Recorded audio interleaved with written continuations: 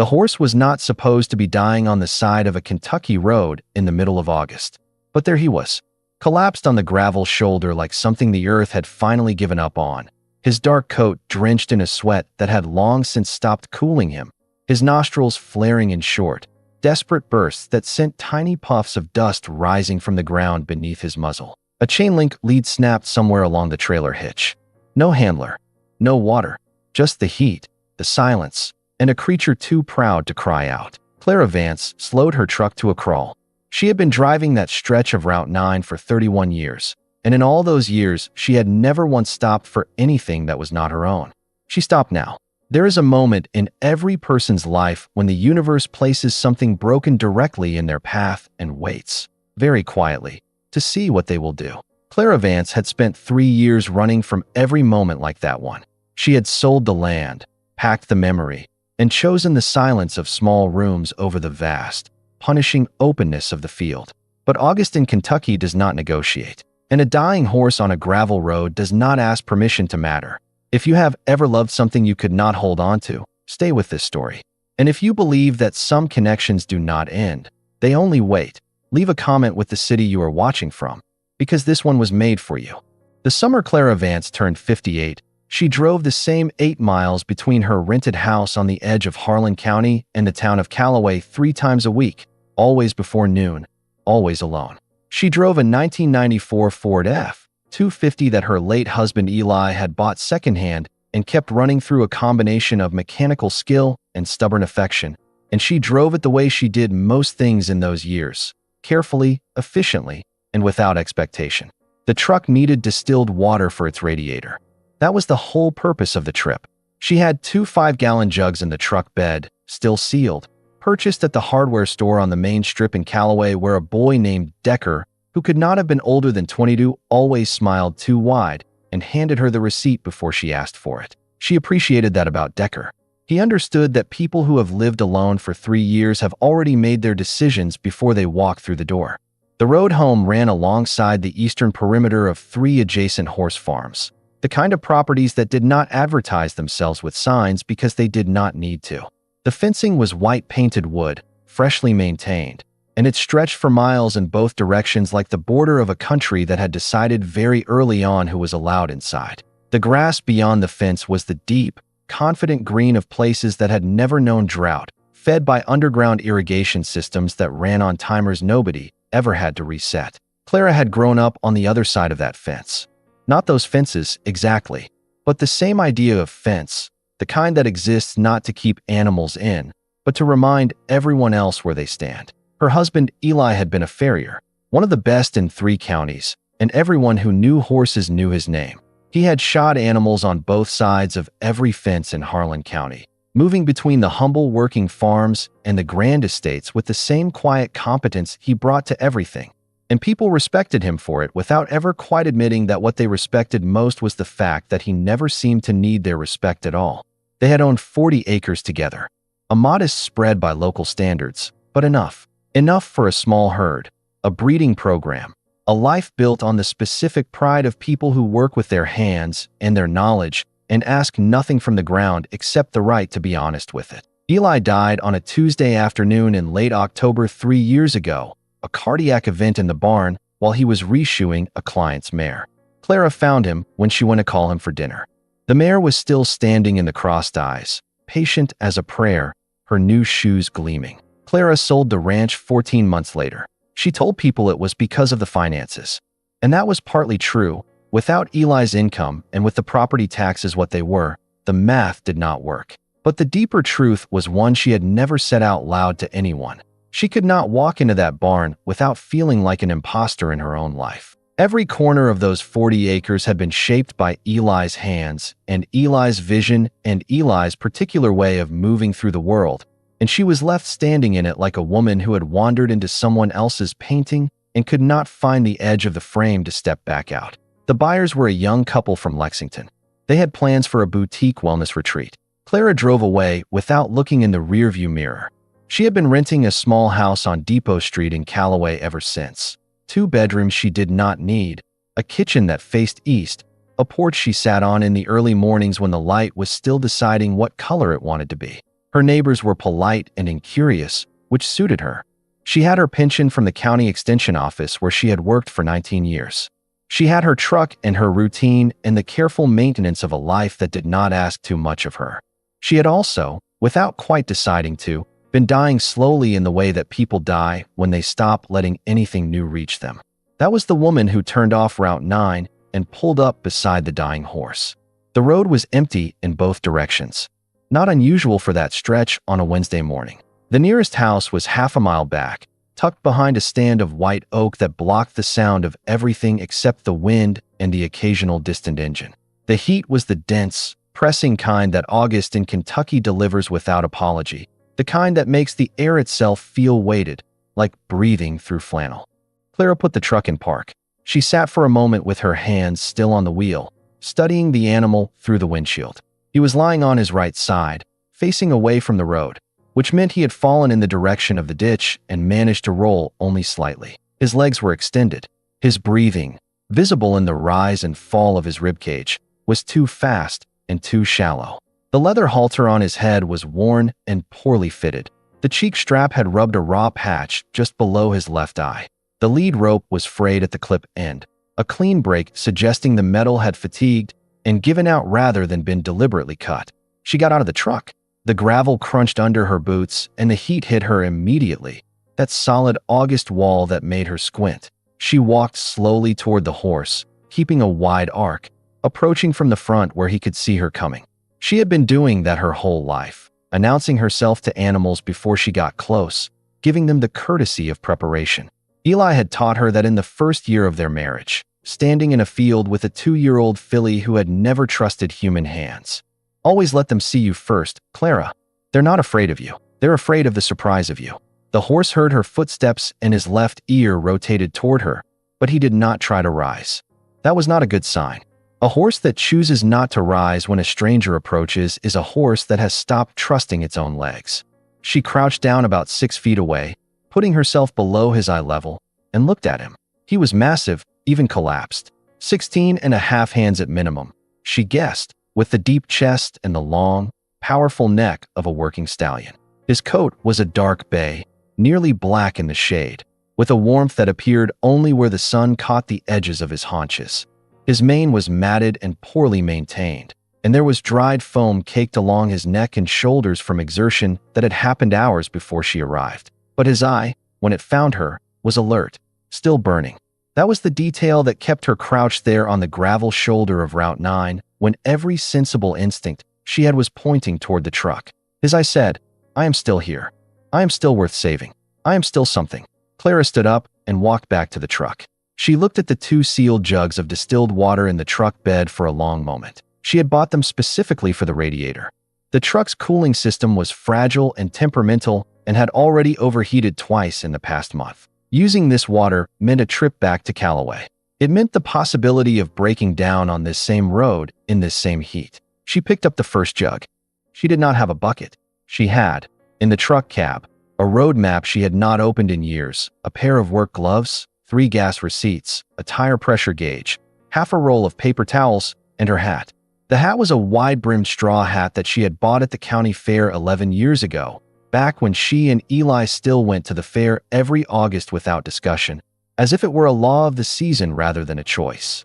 It was the kind of hat that women in Kentucky buy once and keep forever, the brim seasoned dark with sweat at the edges, the crown shaped by time and repeated use into something that had stopped looking like a product and started looking like a belonging. She took the hat off her head and carried it to the horse.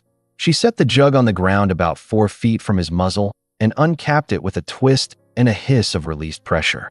Then she tilted it carefully into the upturned hat, watching the water pool in the woven straw, knowing she had maybe 30 seconds before it began to seep through. She moved the hat toward his muzzle. He smelled it before he saw it. She watched his nostrils widen, the small muscles along his jaw flickering with the effort of recognition. Then his lips reached forward, tentative and slow, and made contact with the rim of the hat. He drank, not frantically, not the desperate gulping of an animal that has forgotten all caution.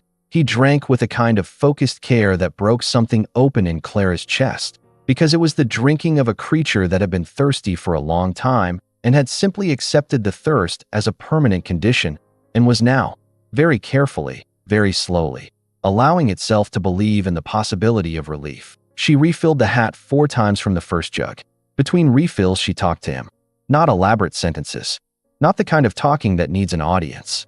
She said things like "it is all right," which was not entirely true, and "I have got you," which was a larger promise than she had any right to make, and "stay with me," which was the thing she had most wanted to say to someone for 3 years and had not. His breathing began to slow. Not back to normal. Nothing about his condition was normal, but the desperate rapidity of it eased slightly. The way a person's breathing eases when the panic lifts just enough to remember that lungs are designed for more than emergencies. Clara went back to the truck and got the second jug. She was sweating through her shirt by now, the fabric plastered to her back and shoulders, and her knees ached from crouching on the gravel. She was 58 years old, and she had spent the last 3 years deliberately avoiding physical exertion beyond what her small life required. And her body was making sure she understood the cost of that. She did not stop. She went back and she soaked the paper towels from the truck cab and ran them along his neck and his shoulders, pressing the moisture into the hot, damp coat, trying to bring his core temperature down even incrementally. She checked his gums with her thumb, dry, grayish, not good, but not the color of a horse that was already gone. She checked the halter buckle and loosened it 2 notches to stop the rubbing on his cheek. She spent 40 minutes out there on the gravel shoulder of Route 9 in the August heat, using both her jugs of distilled water and her hat, and her paper towels and her voice, attending to a horse that did not belong to her, on a road that nobody was watching. The only sound was the distant sawing of cicadas and the occasional passing of a truck on the county road 2 miles west, too far away to matter. When the second jug was empty, she sat back on her heels and looked at him. His ear was tracking her again. Both ears, actually. That alert, triangulated attention that horses use when they are processing something important. His eye had changed quality somehow. Earlier it had been burning with the hard, concentrated light of pure survival. Now there was something else in it. Something she recognized without being able to name. She had seen that look before. In the barn on the 40 acres. In the stall of the animal that Eli always called the good ones. The ones that understood that a hand extended in care was not the same as a hand extended in demand. She was reaching for the empty first jug to use it as a stand when she heard the truck. It came from the north end of Route 9, a large diesel with the heavy clatter of a commercial horse trailer behind it, moving too fast for the road conditions. It slowed as it approached, and Clara stood up and turned, and the truck ground to a stop about 30 feet away. 2 men got out. The driver was a heavy-set man in his 40s named Burl. She would learn his name later from the patch on his work shirt. He had the look of someone who had been angry for so long it had become structural, like it had grown into the bone. The other man was younger, thinner, and said nothing. Burl looked at Clara, then at the horse, then back at Clara. "What in the hell?" he said. She told him she had found the horse collapsed on the road. She told him she had given it water. Burl said it was none of her business, that the trailer hitch coupling had failed and they had driven to get a repair kit, and that the horse was a commercial asset and she had no right interfering with commercial property. Clara said the horse had been in acute heat distress and she had done what was necessary. Burl took a step toward the horse, and then the horse stood up. It happened with a speed and a decisiveness that seemed to contradict every physical signal he had been giving for the past 40 minutes. He got his front legs under him, then his rear, and he came up in one long, fluid motion like something unfolding that had been folded for too long. He stood. He shook his neck once, clearing something from his mane, and he turned his head and found Clara. And he walked to her, not toward the trailer, not toward Burl, who was the person holding the replacement lead rope. He walked directly to Clara and lowered his head until his muzzle was 6 inches from her shoulder, and he stood there with the weight of his attention entirely focused on her in a way that made Burl stop moving. Burl said, "Get away from him. He is not a gentle horse." Clara did not move. The horse did not move. What happened next was the thing that would stay with Clara Vance for the rest of her life. The thing that would split her existence into a before and an after as cleanly as the cardiac event in the barn had done 3 years ago. The horse made a sound. Not a neigh, not a whinny, not the standard vocabulary of horse communication. He made a sound that was structured, intentional, rhythmic, 3 short snorts followed by a low, rolling exhale, Then 2 clicks from somewhere deep in his throat that were not quite equine sounds at all. 3 short, 1 low roll, 2 clicks. Clara's hand went to her mouth. She knew that sound. She knew it the way she knew the smell of the barn in winter and the feel of the old fence rail and the exact weight of the silence that filled the house after Eli stopped breathing. She knew it because she had heard it thousands of times in the 26 years she had spent beside the man who invented it. A training call, a signature, a communication pattern that Eli Vance had developed over 2 decades of working with difficult horses. A rhythm he used to signal safety to animals that had never been given a reason to feel it. No 2 trainers in the world used exactly that pattern. Eli had built it himself, slowly, over years, refining the intervals and the specific combination of vocalizations until he had something that was entirely his own. He had used it on every horse they bred and trained on the 40 acres. Every horse, including, she now remembered with a sensation like cold water filling her chest, the last foal born on their property. A dark bay colt, born 2 months before Eli's diagnosis. Born in a night storm in the 3rd week of August, Eli kneeling in the straw while lightning split the sky outside the barn. She had stood in the doorway with a flashlight and watched her husband bring that animal into the world with his hands and his voice and that exact rhythm, 3-1-2, over and over, until the foal found its legs. They had sold the colt with the ranch. Clara looked at the horse in front of her, the size of him, the color, the age of him if you did the arithmetic. The worn halter that fit badly over a head shaped like a horse that had grown considerably since the last person bothered to fit him properly. She said, "What is your name?" She was not asking the horse. She was asking the universe. But it was Burl who answered, with the indifferent economy of a man reading from a shipping manifest. Lot 7. Acquired through a dispersal sale 14 months ago. Part of a package. A dispersal sale. 14 months ago. She had sold the ranch 14 months ago. The horse pressed his muzzle against her shoulder and breathed out. Slow, warm, certain. Burl wanted to lead the horse to the trailer. He moved with the practiced efficiency of a man who had moved difficult animals hundreds of times, attaching the new lead with a quick clip and a tug to establish control. He said, "Come on," and he pulled. The horse did not move. Burl pulled harder. The horse planted all 4 feet in the gravel and lowered his head and became, in that moment, approximately the most immovable object in Harlan County. Burl said a word Clara did not repeat to anyone afterward. He pulled again.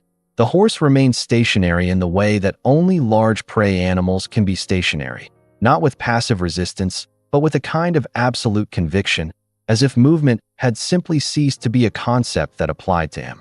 The younger man with the trailer tried approaching from the left flank. The horse's response was a slow quarter turn that placed his body between that man and Clara. Not aggressive, not panicked, just deliberate, and then he went still again. Burl looked at Clara and said, "What did you do to him?" "I gave him water," she said. He said, "He needs to get back in that trailer." Clara said nothing. The horse stood with his shoulder touching her arm.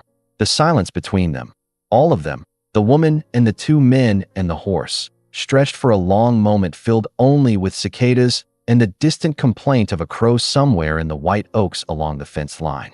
Then a car appeared on Route 9. It was a black Mercedes, moving slowly and deliberately in the way that expensive cars move on rural roads, the driver's side window down. The car stopped behind Burl's truck. The door opened. The man who stepped out was in his early 60s, silver-haired, wearing pressed khakis and a collared shirt despite the heat. He moved with the bone-deep confidence of someone who had never in his adult life arrived anywhere and not been the most important person there. Thomas Sterling. Clara had not spoken to Sterling directly in 11 years. Not since the property dispute about the eastern fence line that had been resolved eventually, quietly, and not entirely in her and Eli's favor. She knew who he was the way everyone in Harlan County knew who Sterling was. Not through friendship, but through the particular cultural osmosis of living near power long enough to absorb its shape. He had 400 acres east of Route 9. He raised performance horses for the competitive jumping circuit and occasionally for resale to international buyers. He had 3 full-time veterinary staff, a team of European-trained riders, and a reputation for extracting maximum value from every animal that passed through his operation. He also had, Clara noted, the kind of eyes that assessed everything they landed on for what it was worth. He looked at the horse for a moment. Then he looked at Clara. He said, "Is that lot 7? Burl said, "Yes, sir. We had a coupling failure on the trailer. Came back to find this woman giving it water."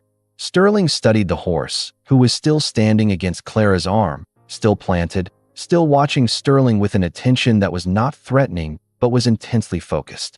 Sterling said, "He is supposed to load on command." Burl said, "He is not loading for us." Sterling took 3 steps toward the horse. He extended one hand, palm up, in the practiced gesture of a man who knows horses and knows that he knows them. He said, quietly, "Come on, son." The horse looked at Sterling's hand. Then he turned his head back toward the road. Sterling's jaw tightened. He stood there for a moment with his hand extended and his expression performing a calm that his eyes were not quite committed to. And then he let his hand drop. He turned to Clara. He said, "What did you do?" She said, "I gave him water."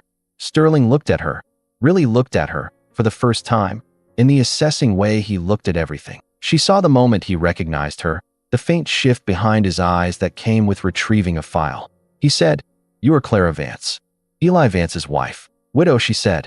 He acknowledged that with a slight nod. Then he looked at the horse again. He said, "This animal is a commercial asset registered to my operation. He is being transported to my breeding facility in Nashville. Whatever connection you think you have with him does not constitute a legal relationship." Clara said, "I am aware of that." Sterling said, "Then I would ask you to step away and let my men do their job." Clara looked at the horse. The horse was looking at her. She stepped away. The horse stepped with her. Sterling watched this. Something changed in his face, not softened, not moved in any sympathetic sense, but recalibrated, like a man who had encountered a variable he had not included in his calculation and was now determining what it was worth. He said, "I will make you a proposition." Burl and the younger man stood near the trailer with the carefully neutral expressions of employees watching their employer do something they did not understand. Sterling walked to the front of his car and leaned against the hood in a way that communicated both relaxation and authority, the posture of a man who has been told his whole life that he is good at this. He said, "The horse clearly has an unusual response to your presence. I am a practical man. I do not fully understand it, and I do not require understanding to recognize a situation. Here is what I propose." He paused, making sure she was listening. He said, "My facility is 5 miles north on this road. If you can walk that horse to my gate, without a lead, without restraints, just by your presence, I will sign a custody agreement transferring him to you for a symbolic fee. $1. You pay for his veterinary intake and he is yours." Burl made a small sound that might have been the beginning of an objection. Sterling silenced it with a look. Clara said, "And if I cannot?" Sterling said, "Then I will have no choice but to report this incident as an interference with commercial property. That carries civil liability." He said it pleasantly. That was the detail. He said it with the mild, even tone of a man who considers lawsuits a reasonable weather condition rather than a threat. Clara looked at the road north, 5 miles on a gravel shoulder in August heat. She was 58 years old with a repaired left knee and a truck that now had no coolant water. The horse was still recovering from dehydration. She had no way to make him follow her because she had no lead and no guarantee that the connection between them, whatever it was, would hold past the gate of this property. And at the end of those 5 miles was the Sterling operation, which meant walking past every farm and every neighbor and every person in this county who had watched her sell the ranch and retreat from her own life, who believed, she knew they believed it, that Clara Vance had let her husband's legacy dissolve into a real estate transaction. She said, "How long do I have?" Sterling said, "The afternoon." Clara looked at the horse one more time. He was standing loose now, not pressed against her but close, his head at an angle that put her in his peripheral vision, that specific orientation horses use when they are monitoring something they do not want to lose track of. She said, "I will need my hat back." She retrieved it from the ground where it had been sitting since the last refill, waterlogged and misshapen, and she put it on her head. Then she turned north and began to walk. She had walked about a quarter mile before she heard him behind her. Not the clip of hooves on pavement. The shoulder was gravel and packed earth, but the particular sound of large weight moving with intention, the soft compression and release of ground that large animals make when they choose to move. She did not turn around. She kept walking. The sound drew even with her left shoulder, and she felt him before she saw him. The warmth of his body at close range, the way large animals alter the air around them, a displacement that is physical and also something harder to name. She looked left. He was walking beside her. Not behind her, not leading. Beside her, matching her pace with the steady, unhurried gait of an animal that has decided where it is going. She said, "All right then." They walked. The first half-mile was empty road. Just the fence lines and the heat and the distant shapes of horses in a paddock to the east, standing in shade, watching. Clara kept her pace slow and even, saving what she had in her legs for the long stretch ahead. She talked, not continuously. She had never been a continuous talker, but in the unhurried way she had used in the 40 minutes before he stood up. Sentence or two. Silence. Sentence or two. She talked about the road. She talked about the heat. She said, "I have not walked this route in a long time. It looks different from this side." The horse's ears swiveled toward her voice and swiveled back. The second half-mile brought the first houses. Two properties set back from the road, belonging to families she had known for years. The Patton place, where Roger Patton had been Eli's first farrier client. The Marsh farm, where she and Eli had gone for every Thanksgiving for 12 years until Eli was gone and the invitations became gentle and then less frequent and then stopped. She did not look at those houses as she passed them. She looked at the road. It was Roger Patton who came out first.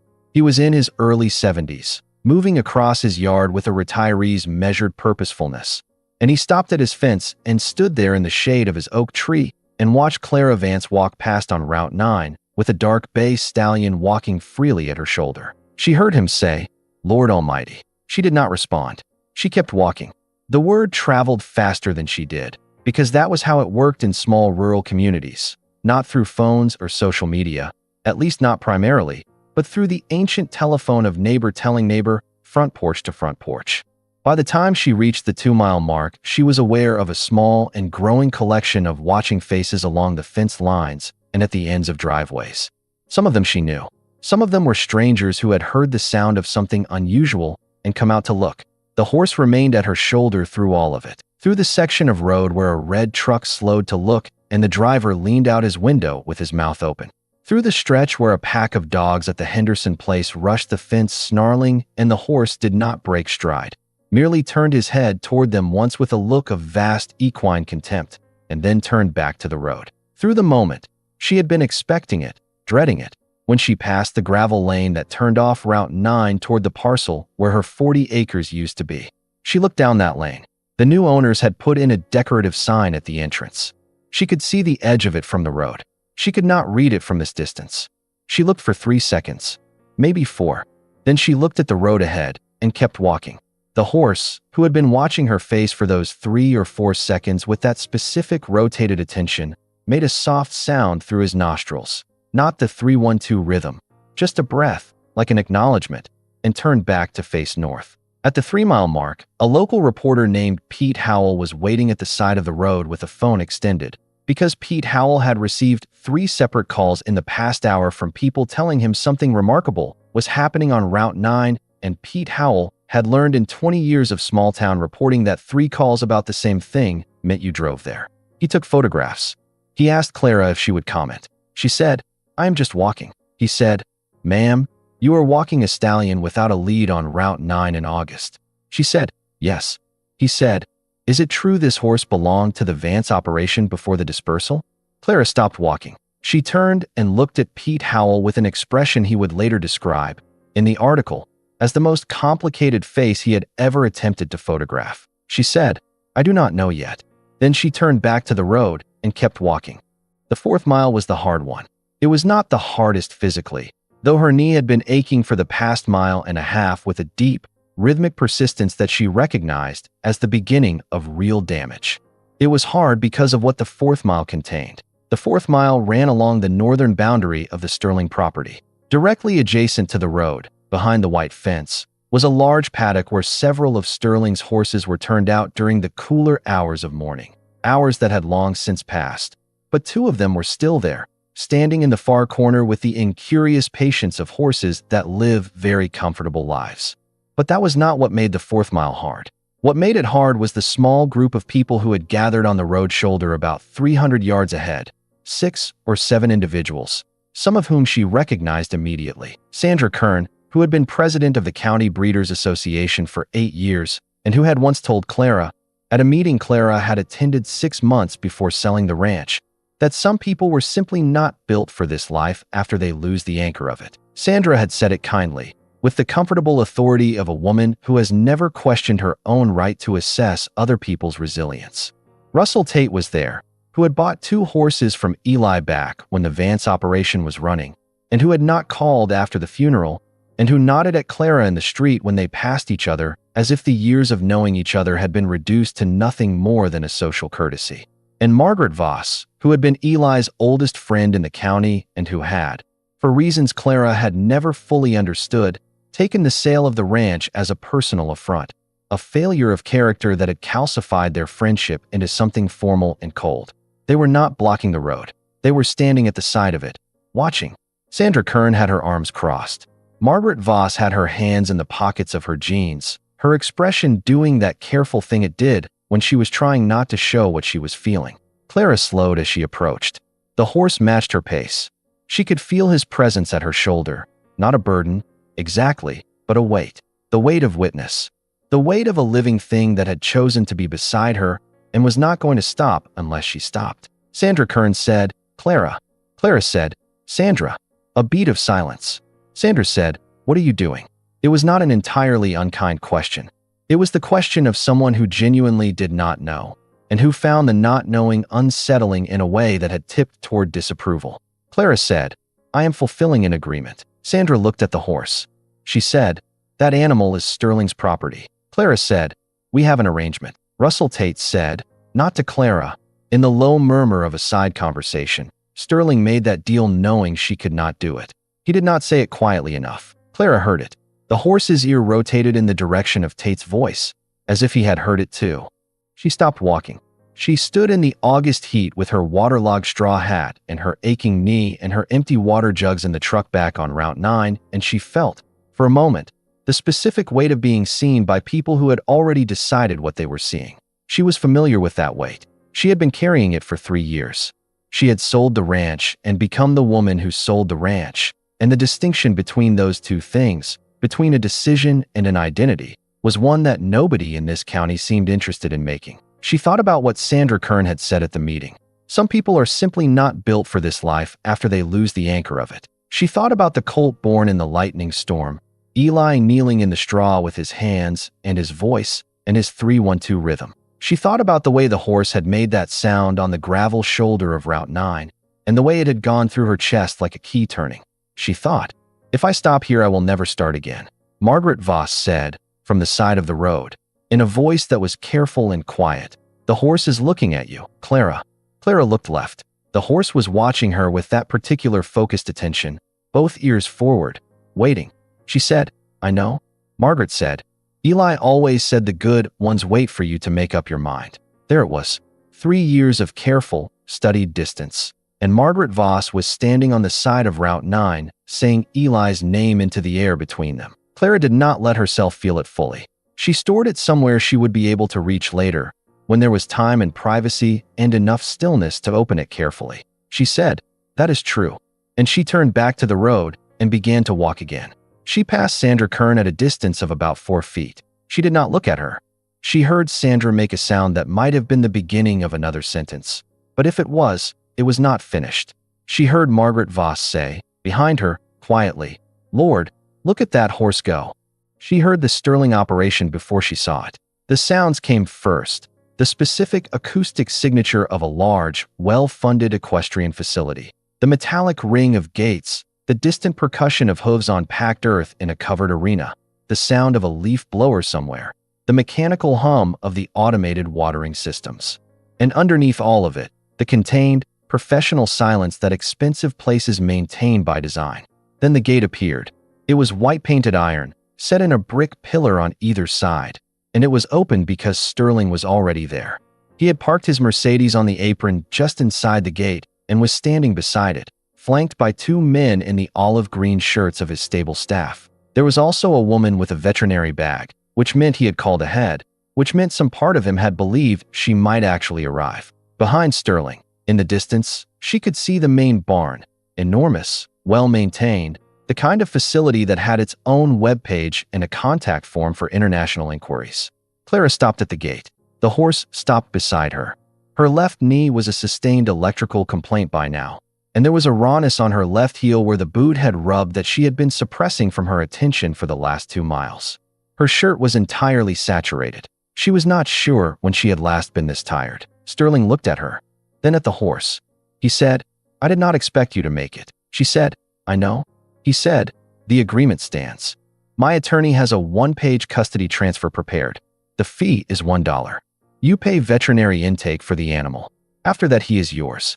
He said it with a kind of controlled neutrality, the tone of a man executing a contract he had not expected to be binding. There was no warmth in it and no hostility. There was, perhaps, something that might in a different light have been called respect, though Sterling was not the kind of man who used that word easily. Clara reached into her shirt pocket, where she had put a dollar bill that morning before leaving the house. Not because she had anticipated this moment, but because she always kept a bill in that pocket, the way Eli always had. A small superstition from his father's generation about the luck of a pocket that was never entirely empty. She held it out. Sterling took it. He said, "The vet will want to examine him before we finalize." Clara said, "Of course." The veterinarian, a compact woman in her 40s named Dr. Renata Marsh, no relation to the Marsh farm, she had grown up in Frankfurt, moved toward the horse with the careful efficiency of her profession.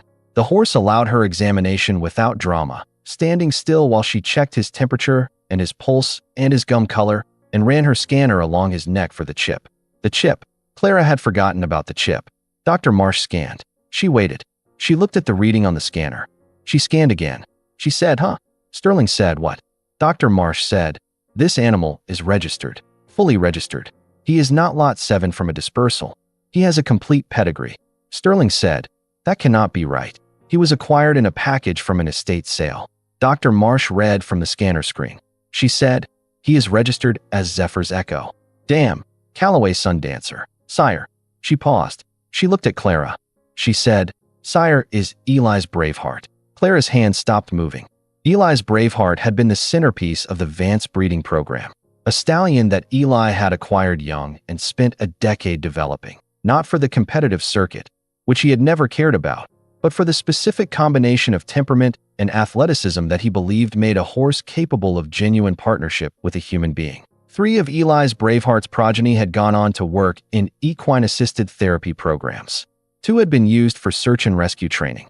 The bloodline was considered extinct after Eli's death because Eli's Braveheart had been gelded after a health complication in his last year, and his last foal had been sold with the ranch before anyone thought to check whether the breeding records had been preserved. Dr. Marsh said, "This horse carries the last documented line of Eli's Braveheart.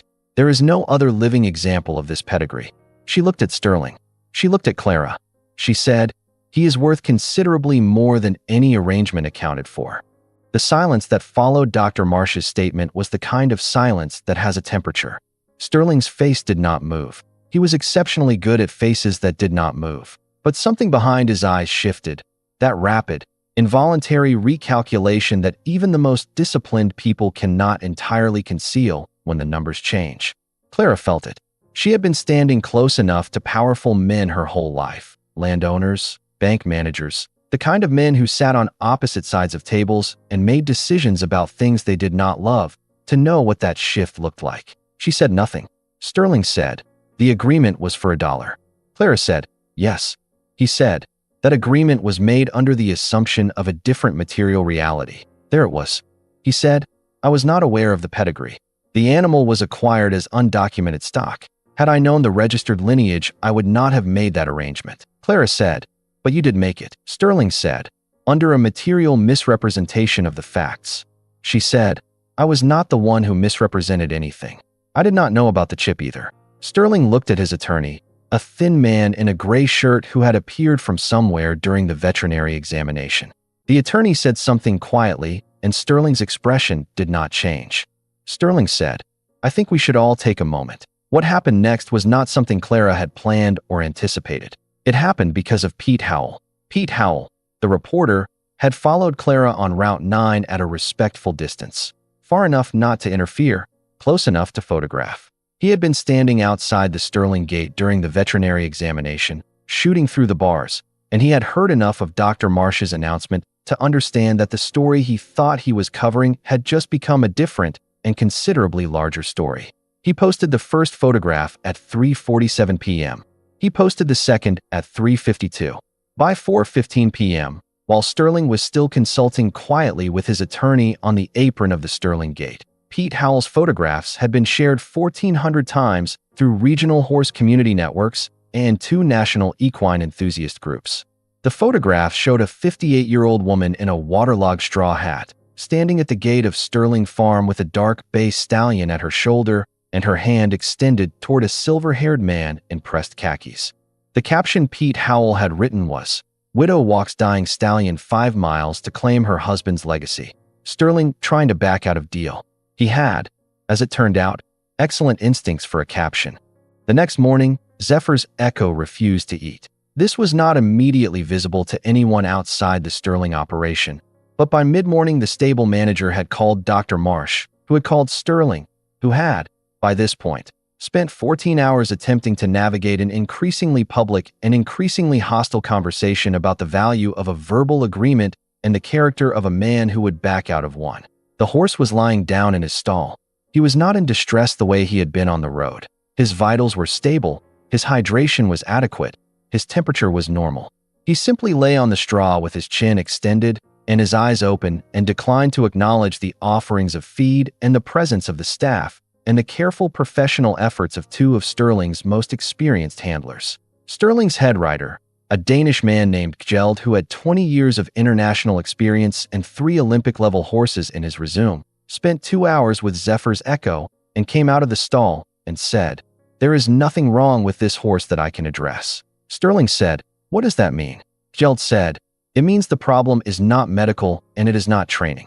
The horse has decided something and I do not know how to undecide it for him." By the time Clara arrived at the Sterling Gate at 9:30 a.m., having been called by Dr. Marsh, who had called her with a careful professional neutrality that somehow communicated quite a lot, a small crowd had gathered outside. The people who had lined Route 9 the day before, Pete Howell with his phone, Sandra Kern, whose arms were no longer crossed, Margaret Voss, who had brought coffee in a thermos and offered Clara a cup at the gate without saying anything. Clara took the coffee. She walked through the gate and down the long gravel drive to the main barn, and she walked into the barn, and she found the stall. She said, from outside the stall door, "I am here." Zephyr's Echo raised his head. She said, "Come on, then." He stood up. He walked to the stall door and pressed his muzzle against the latch, and Clara unlatched it. And he walked out into the barn aisle and stood at her left shoulder the way he had stood at her shoulder on Route 9. Sterling was watching from the far end of the barn. Clara turned and looked at him. She said, "I believe we had an agreement." Sterling stood very still for a moment. He was a man who had spent his entire adult life winning. And the particular quality of this loss, the kind that happens in front of witnesses and that a photograph already exists of, was something he had not fully prepared for. He said, "My attorney will have the paperwork ready by noon." The paperwork was ready at noon. The custody transfer was a single page, as promised. The fee was $1, already paid. Clara signed. Sterling signed. Dr. Marsh witnessed. The document was photographed by Pete Howell before the ink was dry. And then, at 2 p.m., Sterling's attorney filed a motion in Harlan County Circuit Court challenging the agreement on the grounds of material misrepresentation, specifically, that the discovery of Zephyr's Echo's pedigree constituted a change in material facts that invalidated the agreement. Clara found out from a voice message from a county official she had not spoken to in 2 years. She sat on the porch of her rented house on Depot Street with the phone in her hand, and the coffee Margaret Voss had given her still warm in a cup she had not finished, and she let the information settle. Sterling had the resources to litigate this indefinitely. She had her pension and the $1,400 she had left in her emergency account after the veterinary intake payment, which had been $380. She had no legal representation. She had, as of 12 hours ago, a horse she could not yet stable. She had a signed custody document that might or might not survive a legal challenge from a man with a team of attorneys. She sat with this for a while. Then she called Margaret Voss, because Margaret Voss had been Eli's oldest friend and had worked for a small civil advocacy organization in Callaway for 9 years before retiring. And because the way Margaret had said, "Lord, look at that horse go on Route 9 the day before," had been the voice of a woman returning from somewhere distant. Margaret picked up on the second ring. Clara said, "Sterling is filing a legal challenge." Margaret said, "I know. It is already on Pete Howell's feed." Clara said, "I do not have the resources to." Margaret said, "I know a lawyer in Frankfurt who will take this on principle. He does not charge for cases he considers to be offensive to basic decency. I believe this qualifies." A silence. Clara said, "Why are you helping me?" Margaret said, "Because I stopped helping you 3 years ago when you needed it, and I am not going to let that stand anymore." Another silence, longer. Clara said, "I will need a place to stable the horse." Margaret said, "Roger Patton already called me. He has 2 empty stalls, and he said Eli always used his barn in emergencies, and he sees no reason to change that policy." Clara did not say anything for a moment. She said, "All right." Margaret said, "Get some sleep, Clara. Tomorrow is going to be full." The legal challenge lasted 9 days. It did not last longer because of 3 things that happened in sequence. The attorney from Frankfurt, whose name was David Rees and who had the wiry, compressed energy of a man who had been angry about injustice for 30 years and had found a productive use for the anger, filed a response that was, by Pete Howell's admittedly non-legal assessment, devastatingly thorough. The second thing was that 2 of the largest national equine heritage organizations, after seeing Pete Howell's photographs and reading his follow-up article about Zephyr's Echo's pedigree and its significance, issued public statements expressing concern about the disposition of what they described as an irreplaceable genetic legacy. The third thing was Sterling's board of directors. Sterling Farms LLC had 4 outside investors. 3 of them sent the same message, through 3 different channels, within 72 hours of the story breaking nationally. The reputational damage from the public perception of a wealthy horse operation attempting to claw back a verbal agreement from a widow who had walked 5 miles in August heat was not something they were prepared to absorb. Sterling dropped the challenge on a Thursday afternoon. David Rees called Clara to tell her. She was in Roger Patton's barn, brushing Zephyr's Echo, which she had been doing every morning for the past week with a brush she had found in a box of Eli's equipment that Margaret Voss had kept in her storage room for 3 years, having retrieved it from the ranch before the new owners arrived. She kept brushing when the call came. She held the phone against her shoulder and listened, and said, "Thank you, David." And then she put the phone away and kept working. Zephyr's Echo turned his head and watched her with that particular focused attention. She said, "You are staying." His ear moved forward. She said, "We are both staying." She had made arrangements with Roger Patton for long-term stabling. She had begun the process, with David Rees's help and with input from Dr. Marsh, of determining what a responsible future for Zephyr's Echo looked like. There were equine therapy programs that had been wanting to re-establish a line like his for 15 years. There were breeding inquiries already arriving through the heritage organizations. There were options that she had not had 3 weeks ago, growing from the ground like something that had been waiting for the right conditions. She was not yet sure what shape her future took. She was 58 years old, and she had been away from the field for 3 years, and she did not have the 40 acres, and she did not have Eli. She had a horse in Roger Patton's barn and a dollar bill that was now in David Rees's possession as Exhibit A, and a straw hat that had held water for a dying animal on the side of Route 9 in August. She had Margaret Voss sitting on the fence rail outside the barn, drinking coffee, not talking, just there. She had the sound of a horse breathing in the stall behind her, slow, even, certain. She had, for the first time in 3 years, the sense that the life she was living was genuinely her own, not the hollow negative space left by someone else's absence, but something forward-facing and actual and still becoming. On the day the legal challenge was dropped, Pete Howell published a final article. It was shorter than the others. He wrote that the story had been, on its surface, about a verbal agreement and a horse pedigree. But what he had actually been covering, he wrote, was something harder to put into a headline. The way that acts of genuine care leave a mark on the world that legal documents cannot undo and powerful men cannot calculate away.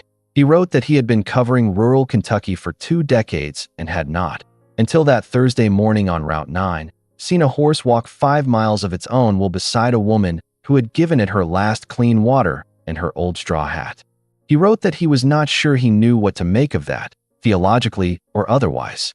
He wrote, "But it was one of the most honest things I have ever photographed." The last evening of that week, Clara sat on the fence rail of Roger Patton's paddock and watched Zephyr's Echo move. He was not running. He was not performing. He was simply moving across the late afternoon grass in that specific, purposeful way of horses who are in a space they have decided to trust.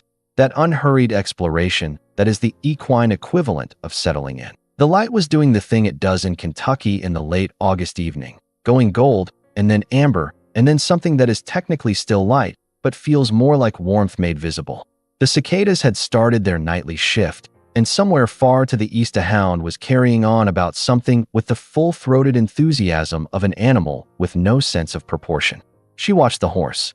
She thought about what she had spent 3 years believing, that leaving was a kind of loyalty, that shrinking her life to a manageable size was a tribute to the enormity of what she had lost, that if she did not try, she could not fail what Eli had built. She had been wrong about that. She understood it now not as a revelation, but as something she had known all along and refused to look at directly. The way you know, on some level, that the horse on the side of the road is not just any horse. The way you know, when a sound comes out of a creature on a gravel shoulder in August heat, that it is not just a sound. Zephyr's echo turned from the far end of the paddock and looked at her across the grass. She looked back. Neither of them moved for a moment. The woman on the fence and the horse at the end of the paddock, regarding each other in the amber light of a Kentucky evening. Then he walked toward her, not running, not urgent, just that steady, deliberate approach of an animal that has somewhere to be and knows it. He stopped at the fence and put his muzzle against her hand. She said, "I know." She said it the way you say something when no translation is required, when the meaning lives in the saying of it and the hearing of it and the space between, which is the only space where certain things can be true at the same time. She said, "I know." And the cicadas kept going in the dark green grass, and the light kept doing what August light does in the evening in Kentucky, and the horse stood at the fence with his chin in her hand, and Clara Vance, widow, 58 years old, on the far side of loss and on the near side of whatever came next, sat on a fence rail in Roger Patton's paddock and let herself be present in her own life, which was, she thought, probably what Eli had been waiting for all along. If you made it to the end of this story, you already know what it is really about. It is not about a horse. It is about what happens when you stop running from the parts of yourself that still know how to love something. Clara did not walk 5 miles on Route 9 because she was brave. She walked because a horse with her husband's eyes made a sound that she recognized, and turning away from that sound was simply no longer possible. We all have something like that waiting on the side of the road. Something that has been carrying our name in its memory long after we believed we stopped being worth carrying. If this story reached you, share it with someone who needs to hear it. Leave a comment with where you are watching from, the town, the city, the back porch. Tell us what you thought about in these last few minutes. And if you have not subscribed yet, this is the story that earns the button. There are more stories like this one waiting to be told. Come back for them.